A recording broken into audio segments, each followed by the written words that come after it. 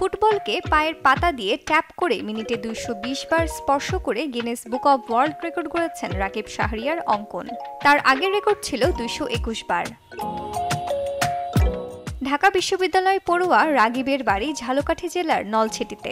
সম্প্রতি তার এই অর্জনের সনদপত্র পেয়েছেন তিনি। এর আগে গেল 20 ফেব্রুয়ারি গিনেস বুক অব ওয়ার্ল্ড রেকর্ডে তার নাম অন্তর্ভুক্ত করা হয়। আমি এই রেকর্ডটি করতে পেরে অত্যন্ত আনন্দিত এবং উচ্ছ্বসিত। প্রথমেই আমি মহান রাব্বুল আলামিনের নিকট কৃতজ্ঞতা জ্ঞাপন করছি। আসলে এই রেকর্ডটি করা আমার জন্য খুবই চ্যালেঞ্জিং ছিল।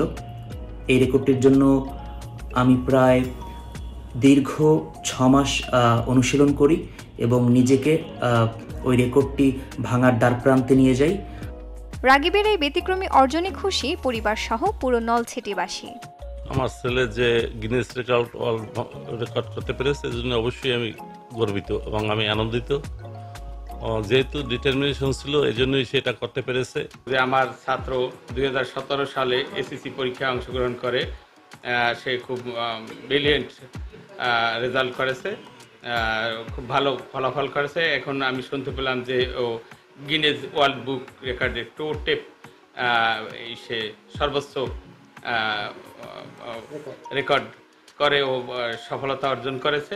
রাকিব শাহরিয়ার অঙ্কন, সে মেধাবী এবং একজন ভদ্র ছেলে হিসেবেই পরিচিত। সে গিনিস বুকে বিশ্ব রেকর্ড করেছে, এটা একটি আনন্দের সংবাদ। আমি তার উত্তরোত্তর সাফল্য কামনা করছি। দীর্ঘদিন অনুশীলনের পর ভালোভাবে ফুটবলকে রপ্ত করেছেন তিনি। পড়াশোনার পাশাপাশি ব্যতিক্রমী এই খেলাটিতে আরও মনোনিবেশের মধ্য দিয়ে এগিয়ে নেওয়াই তার স্বপ্ন।